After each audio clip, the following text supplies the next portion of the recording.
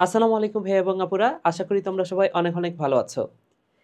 Botany নবম অধ্যায় অর্থাৎ উদ্ভিদ শারীরতত্ত্ব পড়তে গেলে তোমাদের একটা ভয়ের নাম হচ্ছে গ্লাইকোলাইসিস।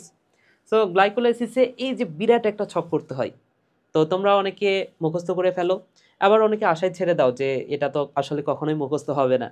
কিন্তু আমরা জাস্ট অল্প কয়েকটি স্টেপ ফলো করে এই পুরা গ্লাইকোলাইসিস ছকটা মুখস্থ ছাড়াই কিন্তু আমরা বুঝে বুঝে পড়তে পারি। তো এটা যদি একবার বুঝে ফেলো তোমরা, সেক্ষেত্রে তোমাদের এই পুরা ছকটা লিখতে 2 থেকে 3 মিনিট লাগবে, আরও কম লাগতে পারে। তো বুঝাইতে হয়তো বা আমার একটু বেশি সময় লাগবে। তো একবার জাস্ট পুরা ভিডিওটা যদি তোমরা দেখো ভাইয়া, তোমাদের গ্লাইকোলাইসিস নিয়ে আর কোনো কনফিউশনই থাকবে না। এবং এই পুরা গ্লাইকোলাইসিস ছকটা তুমি পরীক্ষায় খুব ইজি ওয়েতে নিজে বুঝে বুঝে লিখতে পারবা। ওকে, সো পুরা ভিডিওটাতে আমি তোমাদের সাথে থাকবো, তোমাদের মাহি ভাইয়া। আসো আমরা ক্লাসটা শুরু করি তাহলে। সো গ্লাইকোলাইসিস মিনিংটা কি সেটা তোমার একটু ফার্স্টে জানতে হবে। সো ওয়ার্ডটা একটু খেয়াল করে দেখো ভাইয়া। গ্লাইকোলাইসিস, গ্লাইকোলাইসিস নামের শেষ অংশে আছে সিস। তো সিস অর্থ আশা করি তোমরা জানো, সিস মানে হচ্ছে প্রক্রিয়া। এবং তোমরা লাইসোজোম পড়েছো, লাইসোজোম থেকে লাইসিস কথাটা মনে রাখতে পারো। লাইসোজোমের কাজ কি? ভাঙাভাঙি করা, জীবাণু ধ্বংস করা। সো লাইসোজোম সরি এই লাইসিস, লাইসিস মানে কি? সিস মানে তো প্রক্রিয়া, লাইসিস মানে হচ্ছে ভাঙার প্রক্রিয়া। এবং নামের শুরুতে আছে গ্লাইকো, গ্লাইকো শব্দ থেকে মনে রাখতে পারো গ্লুকোজ। সো এই গ্লুকোজ ভাঙার প্রক্রিয়া সেটা হচ্ছে গ্লাইকোলাইসিস।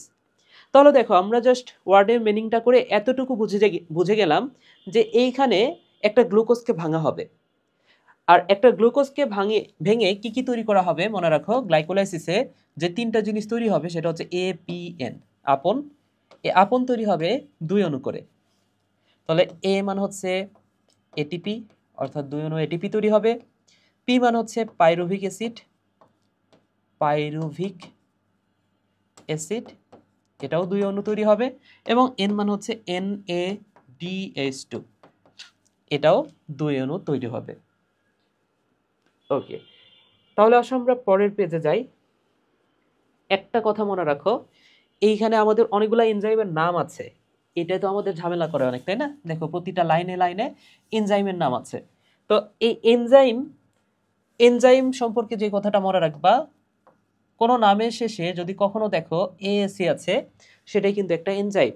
যেমন আমার নামের শেষে যদি আমি ASC যোগ করে দিই, আমার নাম হচ্ছে মাহি, তো ASC যোগ করে দিলাম, এটাই কিন্তু একটা এনজাইম। যেমন আমি তোমাকে যদি বলি মিউটেশন, মিউটেশনের এনজাইম কি হবে ভাইয়া? তুমি জাস্ট মিউটেশনের নামের শেষে কি যোগ করে দিবা? ASC যোগ করে দিবা, সেটা হচ্ছে মিউটেশনের এনজাইম, তাই না? তাহলে আমি যদি তোমাকে বলি ভাইয়া মিউটেজ, মিউটেজ এটা কিসের এনজাইম? অ্যান্সার হবে মিউটেশনের এনজাইম, তাই না? কিভাবে বুঝলা তুমি? এই যে নামের শেষে আছে ASC, এটা হচ্ছে একটা এনজাইম।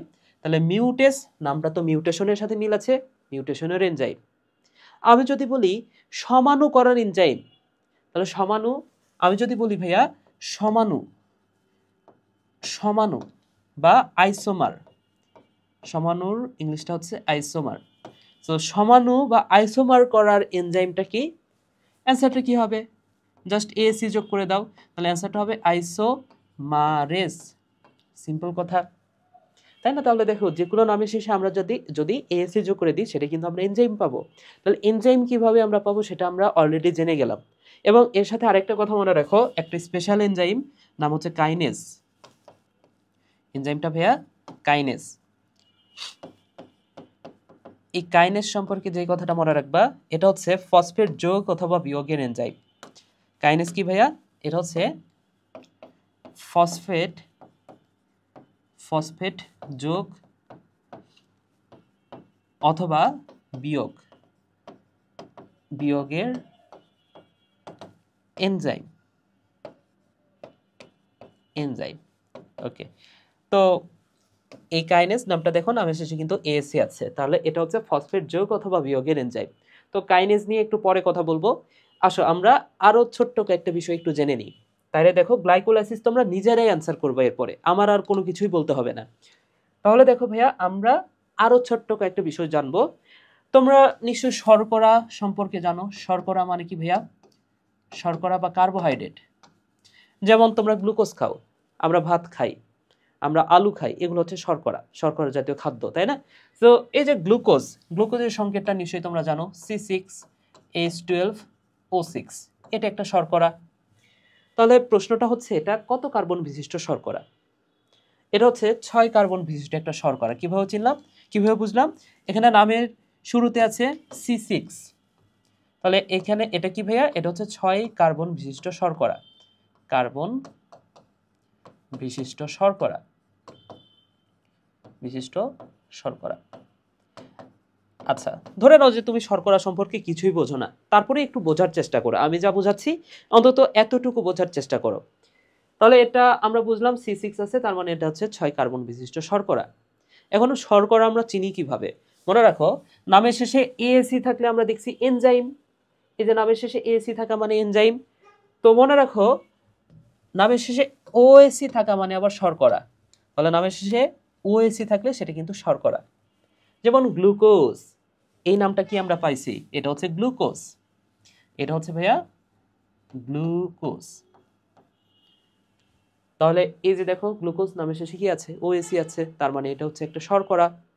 আচ্ছা, এখন এই যে দেখো C6H12O6, এটা গ্লুকোজও হইতে পারে, আবার ফ্রুক্টোজও হইতে পারে। হ্যাঁ, একই আণবিক সংকেত। এটা হচ্ছে গ্লুকোজেরও আণবিক সংকেত। আমরা তো জানি এটা হচ্ছে গ্লুকোজ, এটা হচ্ছে, আমরা জানি এটা হচ্ছে গ্লুকোজ, এটা আমরা অনেক আগে থেকে জানি। এখন আমি বলতেছি এটা আবার ফ্রুক্টোজেরও সংকেত, ফ্রুক্টোজ। তো তোমাদের অনেকের মাথা ঘুরে যাইতে পারে যে ভাইয়া এটা কিভাবে, এটা তো আমরা জানি গ্লুকোজের সংকেত, এটা আবার ফ্রুক্টোজের সংকেত কিভাবে হইলো? তো তোমরা নিশ্চয় সমানুতা নাম শুনেছো, বা আইসোমার। এই সমাণু মানে কি? যাদের আণবিক সংকেত একই, গাঠনিক সংকেত আলাদা, তারা হচ্ছে সমাণু, একে অপরের সমাণু। তাহলে গাঠনিক সংকেতটা যদি তুমি দেখো, গ্লুকোজটা দেখতে ষড়ভুজের মতো, আর ফ্রুক্টোজটা দেখতে কিন্তু ষড়ভুজ না, পঞ্চভুজের মতো, এরকম। তাহলে এই আণবিক সংকেত একই, কিন্তু গাঠনিক সংকেত আলাদা, তার মানে কি এরা হচ্ছে পরস্পরের সমাণু।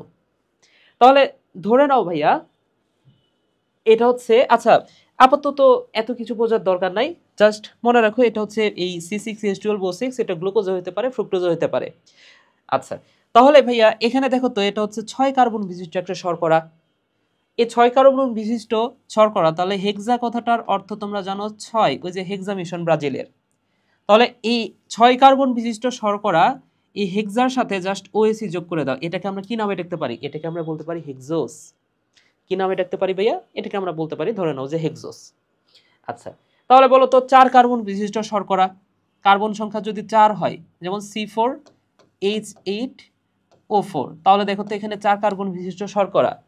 এবং 4 কার্বন বিশিষ্ট শর্করার উদাহরণ তো আমরা জানি না, যেমন 6 কার্বন বিশিষ্ট শর্করার উদাহরণটা তুমি বলতে পারছো, কিন্তু এটার তো আর উদাহরণ জানি না। তাহলে এই 4 কার্বন বিশিষ্ট শর্করা, এটাকে আমরা কি নামে ডাকতে পারি? উদাহরণ তো জানি না, তাহলে কি নামে ডাকতে পারি? এটাকে আমরা বলতে পারি, দেখো এখানে টেট্রা কথাটার অর্থ হচ্ছে 4, টেট্রা কথাটার অর্থ হচ্ছে 4, তাহলে আমি জাস্ট OAC যোগ করে দিলাম, তাহলে টেট্রোজ। তাহলে 4 কার্বন বিশিষ্ট শর্করা, এটাকে আমরা কি বলতে পারি? এটা হচ্ছে টেট্রোজ। টেট্রোজ মানে কি? 4 কার্বন বিশিষ্ট শর্করা, 4 কার্বন বিশিষ্ট শর্করা। ঠিক তেমনি আমি যদি বলতাম C3H6O3, এটা কত কার্বন বিশিষ্ট? 3 কার্বন বিশিষ্ট শর্করা। এখন নাম তো আমরা জানি না, যেহেতু জানি না, এটাকে আমরা বলতে পারি ট্রাই, মানে যেহেতু 3, এর সাথে OC যোগ করে দিলাম, ট্রায়োস। ওকে, তো শর্করা সম্পর্কে সামান্য একটু আইডিয়া তোমাদেরকে দিলাম। এইবার আসো সামনের দিকে আমি যাই। ধরে নাও এটা হচ্ছে 3 কার্বন বিশিষ্ট একটা শর্করা, কার্বন সংখ্যা 3। এখানে হাইড্রোজেন অক্সিজেন কয়টা আছে সেটা দেখাইলাম না, জাস্ট মনে রাখো শর্করার কার্বন সংখ্যা হচ্ছে 3টা। তাহলে এখানে এটা হচ্ছে 1 নাম্বার কার্বন, এটা হচ্ছে 2 নাম্বার, এটা হচ্ছে 3 নাম্বার কার্বন। তাহলে এই 3 কার্বন বিশিষ্ট শর্করা, বা এটাকে আমরা তো জানি এটার নাম হচ্ছে ট্রায়োস। এটার নাম কি ভাইয়া? এটার নাম হচ্ছে ট্রায়োস। তাহলে এই 3 কার্বন বিশিষ্ট শর্করার সাথে আমি চাচ্ছি একটা ফসফেট যোগ করতে, একটা অজৈব ফসফেট যোগ করতে চাচ্ছি। তাহলে এই ফসফেটটা যোগ করলে একটু বলো তো আমাকে ভাইয়া, যদিও হয়তো বা বলতে পারবা না, তারপর একটু প্রেডিক্ট করো। বলো তো ভাইয়া এটা এই ফসফেটটা কত নাম্বার কার্বনে যুক্ত হবে, 1 নাম্বার 2 নাম্বার নাকি 3 নাম্বার কার্বনে গিয়ে যুক্ত হবে? দেখো এখানে 1 নাম্বার 2 নাম্বার 3 নাম্বার, তিনটা কার্বনের সাথে আমি একটা ফসফেট যোগ করব, তাহলে এই ফসফেটটা কত নাম্বার কার্বনে গিয়ে যুক্ত হবে? তো এটা হয়তো পারবা না, আমি বলে দিই, সেটা হচ্ছে এই ফসফেটটা যুক্ত হবে 3 নাম্বার কার্বনে। তাহলে 3 নাম্বার কার্বনে যদি যুক্ত হয়, এটা হচ্ছে নিয়ম, শেষ কার্বনে গিয়ে যুক্ত হবে। তাহলে 3 নাম্বার কার্বনে যদি যুক্ত হয়, তাহলে যৌগটার নাম কি হয়ে গেল ভাইয়া? যৌগটার নাম ছিল হচ্ছে ট্রায়োস। 3 নাম্বার কার্বনে একটা ফসফেট যুক্ত হয়েছে, তার মানে কি 3 ফসফেট। তাহলে যৌগটার নাম হয়ে গেল ভাইয়া ট্রায়োস 3 ফসফেট। আচ্ছা, আরেকটা তোমাদেরকে দিই, মনে মনে ভাবো। কার্বন সংখ্যা এবার দিলাম 4টা, তার মানে কি এটা হচ্ছে টেট্রোস। টেট্রোস, তাহলে এই টেট্রোজের সাথে আমি একটা ফসফেট যোগ করলাম। টেট্রোজের সাথে ফসফেট যোগ করলে এখানে যে যৌগটা তৈরি হবে, এই যৌগটার কত নাম্বার কার্বনে, 1 2 3 4, কত নাম্বার কার্বনে ফসফেট যুক্ত হবে বলো তো? নিশ্চয় 4 নাম্বার কার্বনে ফসফেট যুক্ত হবে, কারণ আমরা জানি ফসফেট শেষ কার্বনে যুক্ত হয়, তাহলে 4 নাম্বার কার্বনে যুক্ত হবে। ঠিক তেমনি আমি যদি 5টা কার্বন সংখ্যা নিই, ফসফেটটা কার সাথে গিয়ে যুক্ত হবে? শেষ কার্বনে যুক্ত হবে, 5 নাম্বার কার্বনে। আশা করি তোমরা বুঝতে পেরেছো। আচ্ছা, এবার যদি আমি তোমাদেরকে একটা ছোট্ট প্রশ্ন করি, এইবার দেখি তো কার কত বুদ্ধি ভাইয়া। তোমরা একটু মনে মনে অ্যান্সার করো, তোমরা একটু মনে মনে অ্যান্সার করো। আমি তোমাকে বললাম গ্লুকোজ, আমি তোমাকে বললাম গ্লুকোজ, এই গ্লুকোজের সাথে আমি যোগ করতে চাই একটা ফসফেট, তাহলে বলো তো ভাইয়া, বলো তো ভাইয়া যৌগটার নাম কি হবে? মনে মনে একটু ভাবো, আমি বলে দিচ্ছি তোমাদেরকে। দেখো যৌগটার নাম হবে, গ্লুকোজ যেহেতু 6 কার্বন, দেখো গ্লুকোজের কার্বন সংখ্যা কত আমরা জানি, C6, 6টা কার্বন। তাহলে একটা ফসফেট যোগ করলে সেটা কত নাম্বার কার্বনে যুক্ত হয়? শেষ কার্বনে যুক্ত হয়, তাই না? সো এখানে কি হবে, যৌগটা যেহেতু গ্লুকোজ দেওয়া আছে, তার মানে কি যৌগটা হবে, এই ফসফেট যোগ করলে সেটা হয়ে যাবে গ্লুকোজ 6 নাম্বার কার্বনে একটা ফসফেট, গ্লুকোজ 6 ফসফেট। আশা করি বুঝতে পেরেছো। ঠিক আছে, ওকে। এইবার আচ্ছা আরেকটা করো তোমরা, আমি বললাম তোমাকে ফ্রুক্টোজ, ফ্রুক্টোজের সাথে আমি একটা ফসফেট যোগ করতে চাই, তাহলে এই ফসফেট যোগ করলে যৌগটার নাম কি হবে? তাহলে ফ্রুক্টোজও 6 কার্বন আমরা জানি, ফ্রুক্টোজও 6 কার্বন, তার মানে কি ফ্রুক্টোজ 6 ফসফেট, সিম্পল কথা। ওকে, তাহলে একটা কথা আমরা ক্লিয়ার হয়ে গেলাম, সেটা হচ্ছে শর্করায় একটি ফসফেট যোগ করলে তা শেষ কার্বনে যুক্ত হয়, শেষ কার্বনে যুক্ত হয়। আশা করি বুঝতে পেরেছো। ওকে, এবার আসো এরপরের অংশটাতে আমরা যাই, সেটা হচ্ছে এই যে দেখো এখানে ট্রায়োজের সাথে একটা ফসফেট যোগ করলে যৌগটার নাম কি হচ্ছে? ট্রায়োজ 3 ফসফেট, এটা আমরা জানলাম। আমি চাইতেছি এখানে আরো একটা ফসফেট যোগ করতে, আমি চাইতেছি এই ট্রায়োজ 3 ফসফেটের সাথে আরো একটা ফসফেট যোগ করতে। এইবার একটু চিন্তা করো তো ভাইয়া, এইখানে কার্বন কার্বন কার্বন, কার্বনে 3টা কার্বন আছে, এই 3টা কার্বনের 3 নাম্বার কার্বনে তো একটা ফসফেট অলরেডি আছে, তাহলে আমি যোগ করছি আরো একটা ফসফেট, সেটা কত নাম্বার কার্বনে যুক্ত হবে? মনে রাখো প্রথম কার্বনে। তাহলে শেষ কার্বনে প্রথমটা যুক্ত হয়েছিল, দ্বিতীয় কার্বনটা যুক্ত হবে প্রথম কার্বনে। ওকে, তাহলে এই যৌগটার নাম কি হবে? আগে যৌগটার নাম কি ছিল? ট্রায়োস 3 ফসফেট, তাহলে শুধুমাত্র 3 নাম্বার কার্বনে ছিল তখন, এখন কত নাম্বার? 1এও যুক্ত হয়েছে, 3এও যুক্ত আছে, তাহলে যৌগটার নাম কি হবে? ট্রায়োস 1, 1 নম্বরে যুক্ত আছে, 3 নম্বরে যুক্ত আছে 1 3, যেহেতু 2টা ফসফেট তার মানে কি 20 ফসফেট, অর্থাৎ 1 আর 3 নাম্বার কার্বনে 2টা 20 ফসফেট, 2টা ফসফেট যুক্ত আছে। তাহলে এতটুকু আমরা বুঝলাম। তাহলে এইবার তোমরা অ্যান্সার করবা, বলো তো ভাইয়া, মনে মনে অ্যান্সার করো।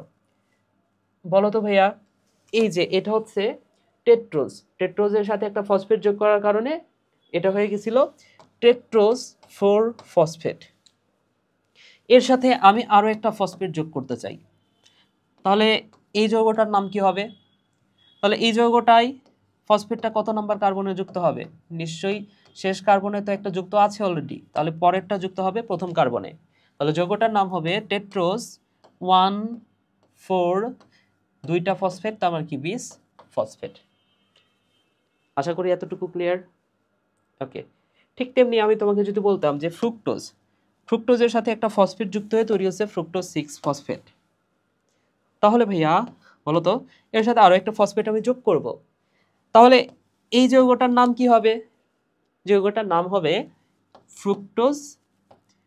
ফ্রুক্টোজ 1 নাম্বার কার্বনে এবার যুক্ত হবে, অলরেডি তো 6 নাম্বার কার্বনে আছে, তাহলে প্রথম কার্বনে যুক্ত হবে, তাহলে 1, 6, 20 ফসফেট। আশা করি তোমরা ক্লিয়ার। ওকে, তাহলে দেখো আমরা যে বিক্রিয়াগুলো ঘটাইলাম প্রতিটা বিক্রিয়াতে তো এনজাইম দরকার, তাহলে এনজাইম কিন্তু আমি লিখি নাই কোনোটাতে, আমি এনজাইমের নামটা লিখি নাই।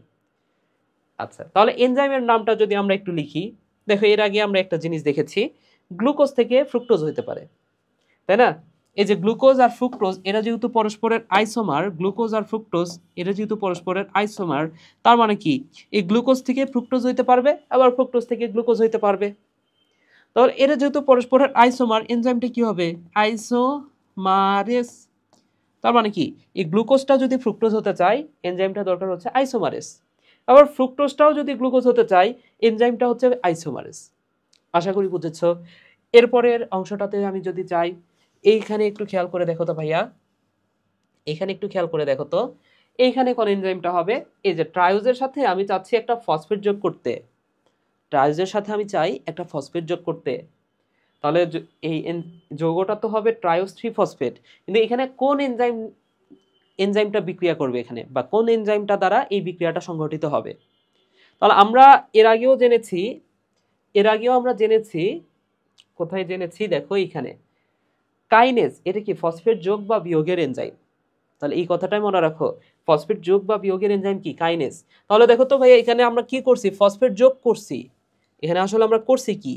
এখানে আমরা ফসফেট যোগ করছি, তাহলে এনজাইমটা কি? এনজাইমটা হচ্ছে কাইনেজ, সিম্পল কথা, এনজাইমটা হচ্ছে কাইনেজ। তাহলে কি কাইনেজ হবে? আগের যৌগটা খেয়াল করো, আগের যৌগটা হচ্ছে ট্রায়োস, তাহলে ট্রায়োস কাইনেজ। এনজাইমটা কি নাম হবে? এনজাইমটা হবে ট্রায়োস কাইনেজ, সিম্পল কথা। আবার দেখো ট্রায়োস 3 ফসফেট, এটার সাথে আমরা আরেকটা ফসফেট যোগ করছি, তাহলে এনজাইমটা কি? এনজাইমটা হচ্ছে কাইনেজ, এনজাইমটা হচ্ছে ভাইয়া কাইনেজ। কি কাইনেজ? আগের যৌগটা খেয়াল করো, আগের যৌগটা কি? ট্রায়োস 3 ফসফেট, তাহলে এই যৌগটার মধ্যে ফসফেটও আছে ট্রায়োজও আছে, তাহলে আমি বলতে পারি ফসফো ট্রায়ো কাইনেজ, এভাবে বলতে পারি, তাই না? সো এভাবে বলতে পারি যে ফসফো ট্রায়ো কাইনেজ। আচ্ছা, জাস্ট বোঝো, বুঝতেছো কি না? না বুঝলে কমেন্ট করে আমাকে জানাবা, ঠিক আছে? এরপরের যৌগটা দেখো, তাহলে এখন নিজেরা আশা করি পারবা। টেট্রোজ এর সাথে একটা ফসফেট যোগ করলাম, এনজাইমটা হচ্ছে কাইনেজ। কি কাইনেজ? টেট্রোজ kinase, simple. আবার দেখো টেট্রোজ 4 ফসফেট, এর সাথে একটা ফসফেট যোগ করলাম, এনজাইমটা কি হবে? কাইনেজ। কি কাইনেজ? ফসফো টেট্রোকাইনেজ, সিম্পল কথা। ওকে, আবার দেখো এই যে ফ্রুক্টোজ, ফ্রুক্টোজ ফ্রুক্টোজের সাথে আমি একটা ফসফেট যোগ করছি, তাহলে এনজাইমটা কি? ফসফেট যোগ মানে কাইনেজ, যোগ বা বিয়োগ যেটাই বলি কাইনেজ। তাহলে কাইনেজ, কি কাইনেজ ভাইয়া? ফসফোকাইনেজ, সরি ফ্রুক্টোকাইনেজ। কি কাইনেজ ভাইয়া? ফ্রুক্টোকাইনেজ। আশা করি বুঝতে পেরেছো। আবার ধরো ফ্রুক্টোজ 6 ফসফেট, এর সাথে আরেকটা ফসফেট আমি যোগ করলাম, ফ্রুক্টোজ 6 ফসফেট, এটার সাথে আরো একটা ফসফেট যোগ করলাম, এনজাইমটা কি হবে? এনজাইমটা হবে কাইনেজ, কাইনেজ। কি কাইনেজ?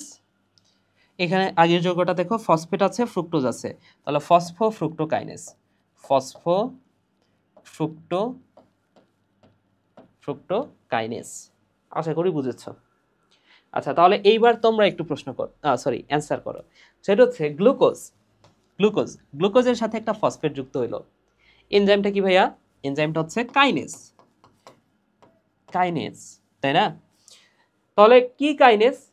তোমাদের কাছে নিশ্চয়ই মনে হবে গ্লুকোজ কাইনেজ বা গ্লুকোকাইনেজ, যেটাই বলি, তাহলে এটা তোমাদের কাছে মনে হচ্ছে যে গ্লুকোজ কাইনেজ হবে, কিন্তু এটাকে আদর করে বই একটা নাম দেওয়া আছে, এটাকে গ্লুকোকাইনেজ হওয়ার কথা, তবে গ্লুকোকাইনেজ না বলে বইয়ে যে কথাটা বলা আছে হেক্সা মানে যেহেতু 6 আর গ্লুকোজ যেহেতু 6 কার্বন বিশিষ্ট, এটাকে গ্লুকোকাইনেজ না বলে এটাকে আদর করে বলা হয়েছে হেক্সোকাইনেজ। আশা করি বুঝতে পেরেছো তোমরা। ওকে, সো এই বিষয়টা যদি বুঝতে পারো তাইলে আমরা এই যে এতটুকু বিষয় যদি তোমরা বুঝতে পারো তাইলে আমরা গ্লাইকোলাইসিসটা খুব ইজিলি করতে পারবো। ঠিক আছে ভাইয়া? ওকে ওকে, তাহলে আসো আমরা আমরা এই যে এই পুরা ছকটা এখন একটু বুঝবো আমরা। ওকে, ঠিক আছে। এবং লাস্ট আরেকটা কথা বলে নিই, সেটা হচ্ছে এই যে ট্রায়োস, এই যে ট্রায়োস মানে কি ভাইয়া? ট্রায়োস মানে হচ্ছে 3 কার্বন বিশিষ্ট শর্করা। এটা একটু তোমাদেরকে আরেকটু বলে দিই, সেটা হচ্ছে ট্রায়োস। ট্রায়োস মানে কি? ট্রায়োস মানে হচ্ছে 3 কার্বন বিশিষ্ট শর্করা। 3 কার্বন বিশিষ্ট শর্করা। যেমন আমরা হেক্সোজ পড়ছি, হেক্সোজ কি? 6 কার্বন বিশিষ্ট শর্করা। তাহলে হেক্সোজের দুইটা উদাহরণ ছিল না, একটা হচ্ছে গ্লুকোজ আমরা পড়ছি, আর একটা কি? ফ্রুক্টোজ, তাই না? হেক্সোজের উদাহরণ আমরা পড়ছি গ্লুকোজ, ফ্রুক্টোজ। তাহলে ট্রায়োজের উদাহরণ কি? ট্রায়োজের নিশ্চয়ই এরকম উদাহরণ আছে 3 কার্বন বিশিষ্ট শর্করা। তাহলে এই ট্রায়োজও দুই ধরনের, এই ট্রায়োজটাও দুই ধরনের হতে পারে, একটা হচ্ছে গা আর একটা হচ্ছে ধা। বুঝতে পেরেছো? তাহলে ট্রায়োজের দুই ধরনের, একটা হচ্ছে গা, একটা হচ্ছে ধা। তাহলে গা মানে কি? গা মানে হচ্ছে গ্লিসারালডিহাইড,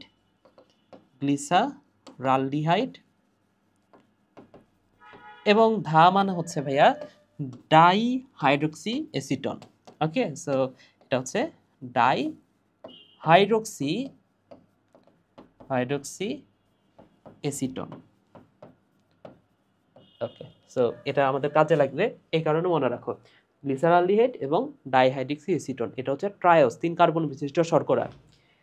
ঠিক আছে, তাহলে আসো গ্লাইকোলাইসিসটা যদি আমরা এবার একটু দেখি, তাহলে গ্লাইকোলাইসিস শুরু হবে কোথা থেকে? নিশ্চয়ই একটা গ্লুকোজ থেকে। কেন? কারণ গ্লাইকোলাইসিসে আমরা একটা গ্লুকোজকেই ভাঙবো। গ্লাইকোলাইসিস মানে হচ্ছে গ্লুকোজ ভাঙার প্রক্রিয়া। তাহলে এই বিক্রিয়াটা শুরু হবে কোথা থেকে? শুরু হবে নিশ্চয়ই গ্লুকোজ থেকে। সো প্রথম শুরু হবে গ্লুকোজ থেকে। এবার জাস্ট আমার সাথে তোমরা অ্যান্সার করবা, আমি যেটা বলবো অ্যান্সার করবা তোমরা। তাহলে ভাইয়া গ্লুকোজ এটা হচ্ছে 6 কার্বন বিশিষ্ট একটা শর্করা। এই গ্লুকোজের সাথে আমি একটা ফসফেট যোগ করতে চাই, যৌগটার নাম কি হবে ভাইয়া বলো তো? তাহলে গ্লুকোজের সাথে আমরা কি যোগ করব? গ্লুকোজের সাথে আমরা যোগ করব ফসফেট। তাহলে যৌগটার নাম কি হবে? 6 নাম্বার কার্বনে ফসফেটটা যুক্ত হবে, কারণ কি শেষ কার্বনে ফসফেট যুক্ত হয়। তাহলে প্রথম ফসফেটটা কত নাম্বার কার্বনে যুক্ত হয়? শেষ কার্বনে। যৌগটার নাম কি হবে? Glucose 6 phosphate. ওকে, তাহলে এনজাইমের নামটা কি হবে? এনজাইমের নামটা হবে, এখানে যেহেতু ফসফেট যোগ, এনজাইমটা হবে কাইনেজ। কি কাইনেজ? ওই যে গ্লুকোকাইনেজ হওয়ার কথা ছিল, কিন্তু এখানে কি হবে? হেক্সোকাইনেজ। একটু আগেই তোমাদেরকে শেখাইলাম। তাহলে এটা কি হবে ভাইয়া? এনজাইমটা হচ্ছে কাইনেজ। সো কি কাইনেজ? হেক্সোকাইনেজ। এরপরে দেখো ভাইয়া কি হবে? এই গ্লুকোজ আর ফ্রুক্টোজ এরা কি পরস্পরের আইসোমার, তাই না? একটু আগে আমরা দেখছি সেটা। এই যে গ্লুকোজ আর ফ্রুক্টোজ কি পরস্পরের আইসোমার। তাহলে চাইলেই আমরা গ্লুকোজটাকে ফ্রুক্টোজ বানিয়ে দিতে পারি, জাস্ট গঠনটা চেঞ্জ করতে হবে। তাহলে দেখো ভাইয়া এখানে এরপরে যে ঘটনাটা ঘটবে, গ্লুকোজটা ফ্রুক্টোজ হয়ে যাবে। তাহলে ফ্রুক্টোজ হলে কি হবে? এখানে গ্লুকোজ 6 ফসফেট ছিল, এবার হবে ফ্রুক্টোজ 6 ফসফেট। তাহলে এনজাইমটা কি? ওকে, তাহলে ভাইয়া এখানে এনজাইমটা কি হবে? গ্লুকোজ যেহেতু ফ্রুক্টোজের আইসোমার, সো এনজাইমটা হবে আইসোমারেজ।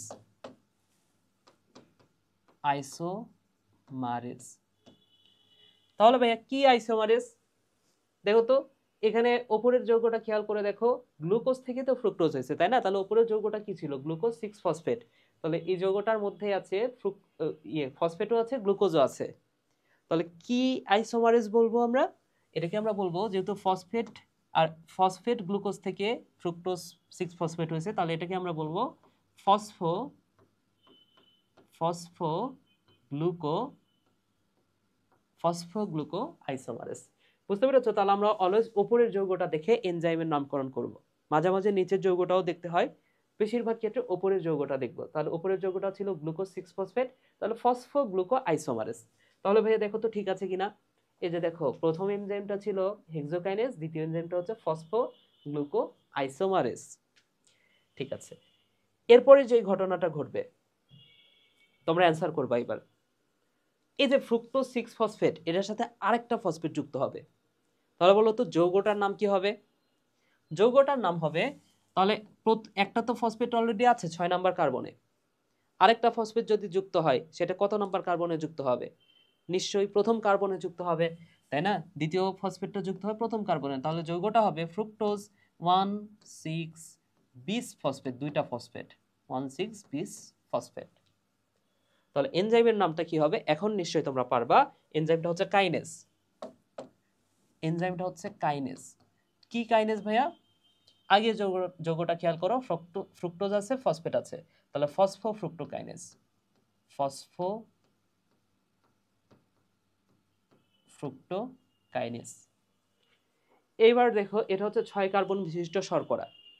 ধরে নাও এই যে এটা হচ্ছে 6 কার্বন বিশিষ্ট একটা শর্করা, 6টা কার্বন আছে।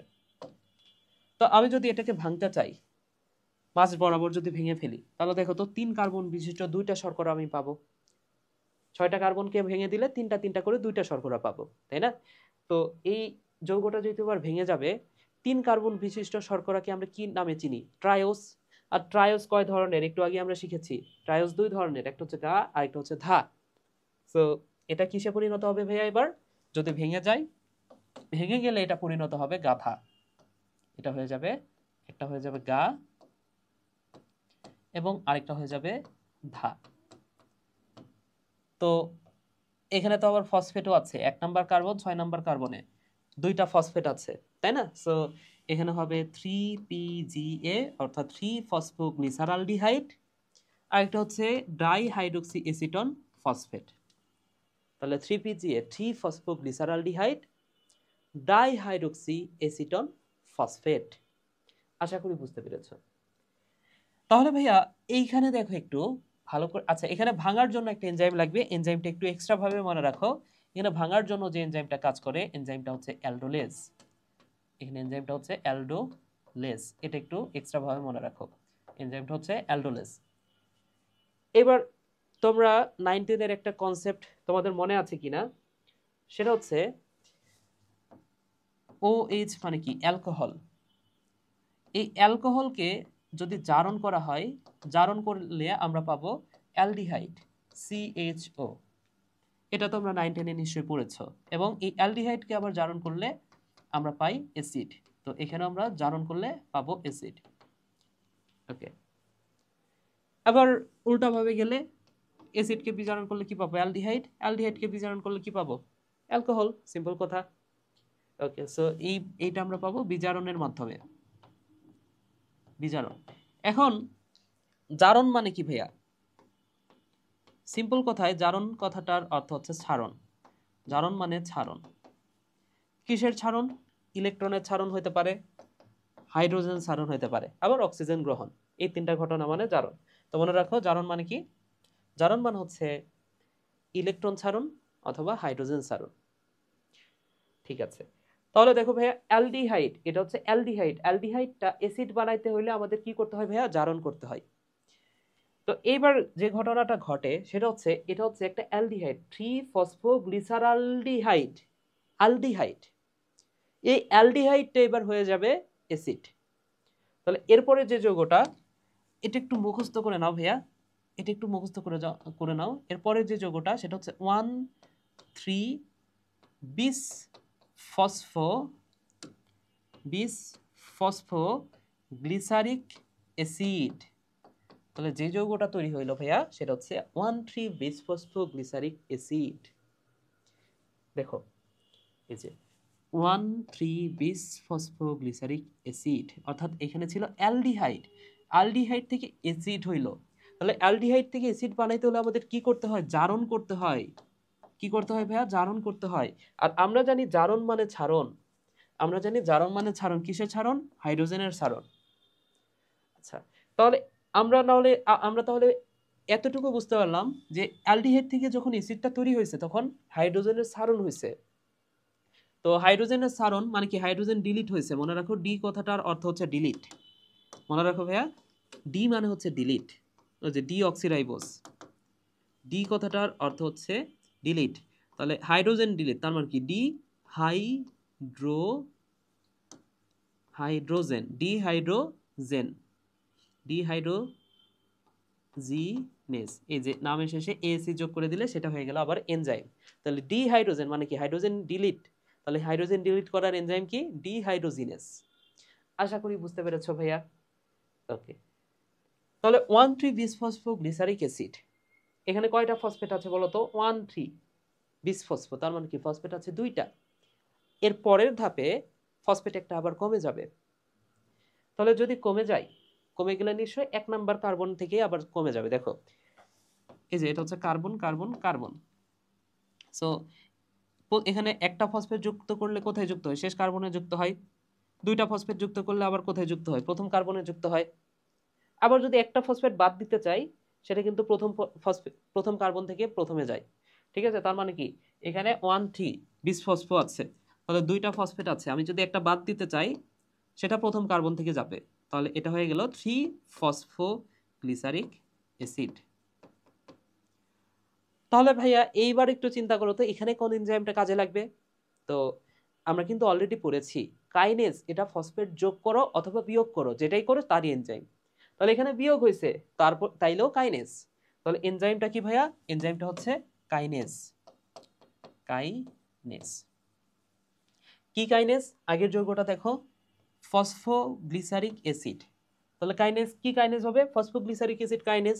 এই যে দেখো ফসফোগ্লিসারিক অ্যাসিড কাইনেজ। তাহলে এনজাইমটা হচ্ছে ভাইয়া পিজি অ্যাসিড কাইনেজ। ওকে, এইবার একটা প্রশ্ন করব, ছোট্ট একটা প্রশ্ন, দেখি কে কে ধরতে পারো। আচ্ছা, এখানে আমি বললাম 3-ফসফোগ্লিসারিক অ্যাসিড, তার মানে কি এই গ্লিসারিক অ্যাসিডের মধ্যে 3টা ফসফেট আছে, তাই না? গ্লিসারিক অ্যাসিডের মধ্যে 3-ফসফোগ্লিসারিক অ্যাসিড মানে কি গ্লিসারিক অ্যাসিডের মধ্যে 3টা ফসফেট আছে। আচ্ছা, এটা যারা ভাবতেছো তারা কিন্তু ভুল করতেছো। কেন ভুল করতেছো? 3-ফসফোগ্লিসারিক অ্যাসিড মানে এখানে 3টা ফসফেট না, 3 নাম্বার কার্বনে একটা ফসফেট। 3-ফসফোগ্লিসারিক অ্যাসিড মানে 3 নাম্বার কার্বনে একটা ফসফেট। অনেকে এটা ভেবেই ভুল করো। স্টুডেন্টদেরকে যখন বলি যে 3-ফসফোগ্লিসারিক অ্যাসিড মানে 3টা ফসফেট আছে, তো তারা হঠাৎ করে ভেবাচাকা খেয়ে যায় আসলে। তাহলে 3-ফসফোগ্লিসারিক অ্যাসিড মানে 3 নাম্বার কার্বনে একটা ফসফেট। বুঝতে পেরেছো? তো এই 3 নম্বরে যে ফসফেটটা, এটা হঠাৎ করেই না এবার এখানে একটা মিউটেশন ঘটবে। মিউটেশন মানে কি? মিউটেশন মানে হচ্ছে পরিবর্তন, তোমরা নিশ্চয় জানো। মিউটেশন মানে হচ্ছে পরিবর্তন। তাহলে এখন 3 নাম্বার কার্বনে ছিল এতক্ষণ, এবার হঠাৎ করে পরিবর্তিত হয়ে এটা চলে যাবে 2 নাম্বার কার্বনে। তাহলে যৌগটার নাম কি হবে ভাইয়া বলো তো? যৌগটার নাম হবে, এতক্ষণ 3 নাম্বার কার্বনে ছিল, এখন চলে আসে 2 নাম্বার, তার মানে কি 2-ফসফোগ্লিসারিক অ্যাসিড। খুবই সিম্পল। আচ্ছা, 2-ফসফোগ্লিসারিক অ্যাসিড। এনজাইমটার নাম কি হবে ভাইয়া? দেখো এখানে মিউটেশন ঘটছে, এইখান থেকে এখানে চলে আসে, মিউটেশন মানেই তো পরিবর্তন। এনজাইমটা কি হবে? মিউটেজ, এসি যোগ করে দিব। এনজাইমটা হচ্ছে ভাইয়া মিউটেজ। ওকে, সো কি মিউটেজ? কি মিউটেজ ভাইয়া? ফসফোগ্লিসারো মিউটেজ। এই যে আগের যৌগটা খেয়াল করে দেখো, ফসফোগ্লিসারিক অ্যাসিড আছে, এখান থেকে মনে রাখো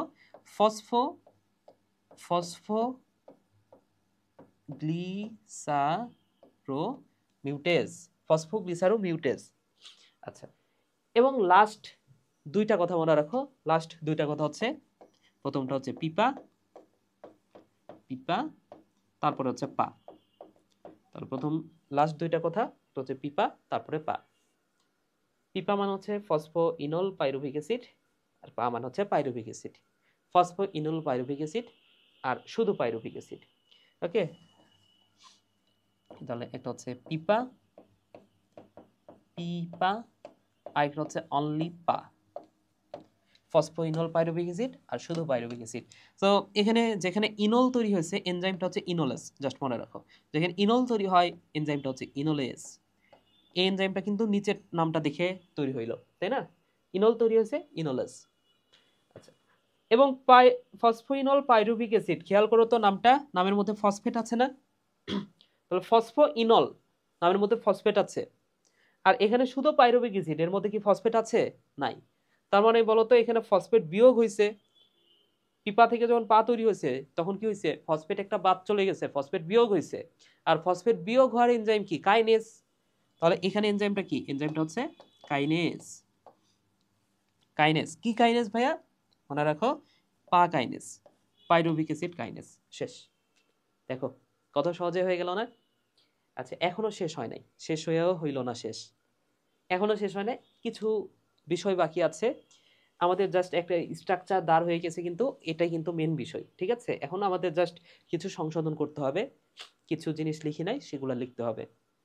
তো মনে রাখো ভাইয়া, এখান থেকে প্রথম যে কথাটা মনে রাখবা, 1,3,9 এরা হচ্ছে একমুখী, এরা হচ্ছে একমুখী বিক্রিয়া। তাহলে 1,3,9 হচ্ছে একমুখী, বাকিগুলো কি তাহলে? উভমুখী অবশ্যই। তাহলে দেখো এটা হচ্ছে 1 নম্বর বিক্রিয়া, এটা হচ্ছে 3 নম্বর বিক্রিয়া, এবং শেষটা হচ্ছে 9 নম্বর বিক্রিয়া। তাহলে এই যে 139 এটা হচ্ছে একমুখী, বাকি সবগুলা বিক্রিয়া তোমাকে উভমুখী দেখাইতে হবে অবশ্যই। তাহলে এখানে বাকি সবগুলা বিক্রিয়া তোমাকে উভমুখী দেখাইতে হবে, ঠিক আছে?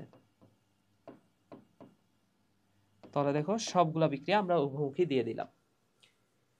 এবার আসো, মেন যে কথাটা সেটা হচ্ছে ভাইয়া, এখানে দেখো গ্লুকোজ, গ্লুকোজের সাথে আমি একটা ফসফেট যোগ করছি, যোগ করলে হয়েছে গ্লুকোজ 6 ফসফেট।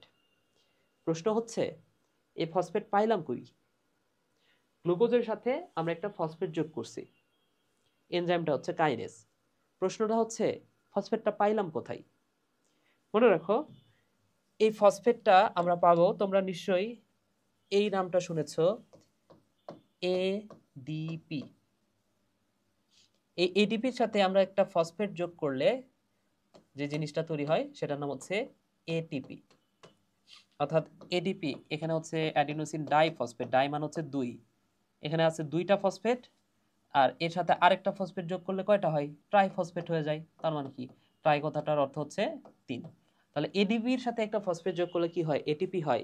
আবার এটিপি থেকে এটিপি, এইখান থেকে যদি একটা ফসফেট বাদ দিয়ে দিই, মাইনাস করি, তাহলে কি তৈরি হয়? আবার এডিপি তৈরি হয়, এডিপি তৈরি হয়। এটা তো আমরা জানি, 9-10 থেকে জানি। তাহলে দেখো তো ভাইয়া, এইখানে গ্লুকোজ যে একটা ফসফেট গ্লুকোজের সাথে যুক্ত হলো, সে ফসফেটটা আসছে কোথা থেকে? এই ফসফেটটা আসছে এটিপি থেকে। তাহলে এটিপি, এখানে একটা ফসফেট বেশি আছে, সে যদি এডিপিতে পরিণত হয় তাহলে একটা ফসফেট বের হয়ে যাচ্ছে, আর এই ফসফেটটা গিয়ে যুক্ত হচ্ছে গ্লুকোজের সাথে, তাহলে তৈরি হচ্ছে গ্লুকোজ 6 ফসফেট। আবার এখানে দেখো ফ্রুক্টোজ 6 ফসফেট, এর সাথে আরেকটা ফসফেট যুক্ত হয়ে 1,6 বিস ফসফেট হয়েছে। তাহলে এই ফসফেটটা আসছে কোথা থেকে? এটাও আসছে এটিপি থেকে, এটিপি থেকে এসে এডিপিতে পরিণত হইল, ঠিক আছে? আচ্ছা, এইবার চিন্তা করে দেখো ভাইয়া, এইখানে চিন্তা করে দেখো, এখানে আছে 1,3 বিস ফসফেট, তার মানে কি উপরের যৌগটাতে 2টা ফসফেট আছে, কিন্তু এইখান থেকে আবার তৈরি হয়েছে 3 ফসফোগ্লিসারিক অ্যাসিড। তাহলে এখানে 2টা ফসফেট আছে, এখানে একটা ফসফেট আছে, তার মানে কি এইখান থেকে এটা তৈরি হওয়ার সময় একটা ফসফেট বাদ হয়ে গেছে, একটা ফসফেট বিয়োগ হয়ে গেছে। তাহলে এই ফসফেটটা গিয়ে কোথায় যুক্ত হবে? নিশ্চয়ই এডিপির সাথে যুক্ত হবে, আর এডিপির সাথে একটা ফসফেট যুক্ত হলে সেটা পরিণত হয় এটিপিতে। তাহলে ওইখানে এটিপি থেকে এডিপি হচ্ছিল, আর এখানে এডিপি থেকে এটিপি তৈরি হবে। ওকে, এরপরে দেখো ভাইয়া, এরপরে দেখো এই জায়গাটাতে দেখো একটা ফসফেট ছিল, এখানে ফসফেট নাই, তাহলে সেই ফসফেটটা গিয়ে কার সাথে যুক্ত হবে? এডিপির সাথে। তাহলে এডিপির সাথে একটা ফসফেট যুক্ত হলে সেটা পরিণত হলো এটিপিতে, ঠিক আছে? তাহলে এতটুকু আমরা বুঝলাম।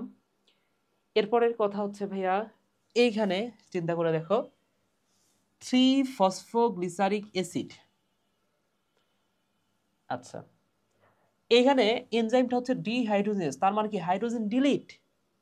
এইখান থেকে একটা হাইড্রোজেন ডিলিট হয়ে এটা তৈরি হয়েছে। তাহলে একটা যে হাইড্রোজেন ডিলিট হয়ে গেলে, একটা হাইড্রোজেন যে বের হয়ে গেল, সেই হাইড্রোজেনটা কারোর সাথে যুক্ত হবে না? কারোর সাথে তো যুক্ত হতে হবে। কার সাথে যুক্ত হবে ভাইয়া?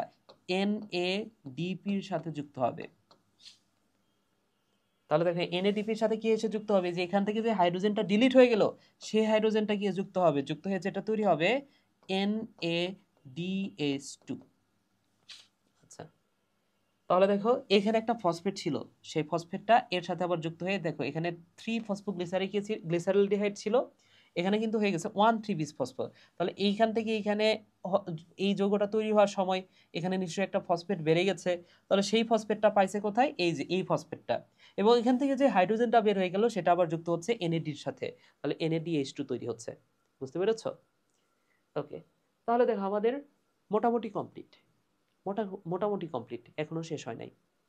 আচ্ছা, তাহলে আমি বলেছিলাম কি, একদম প্রথমে একটা কথা বলেছিলাম যে গ্লাইকোলাইসিসে তৈরি হয় আপন, গ্লাইকোলাইসিসে তৈরি হয় আপন, 2 অণু এটিপি, 2 অণু পাইরুভিক অ্যাসিড, 2 অণু NADH2 তৈরি হয়। তো আমরা দেখি তো এই জিনিসগুলো তৈরি হলো কি না আদৌ। আচ্ছা, এখানে আমাদের তৈরি হওয়ার কথা কি, আপন 2 অণু করে, আপন 2 অণু করে তৈরি হওয়ার কথা। আসলে কি তৈরি হয়েছে আমরা একটু চেক করে দেখি তো ভাইয়া। আচ্ছা, এখানে দেখো, এখানে দেখো NADH2 কত অণু তৈরি হয়েছে, 1 অণু তৈরি হয়েছে, কিন্তু তৈরি হওয়ার কথা কত, 2 অণু NADH2 তৈরি হওয়ার কথা। পাইরুভিক অ্যাসিড কত অণু তৈরি হয়েছে, 1 অণু তৈরি হয়েছে, কিন্তু তৈরি হওয়ার কথা কত, তৈরি হওয়ার কথা 2 অণু। ঠিক আছে, এটিপির বিষয়টাতে পরে যাই।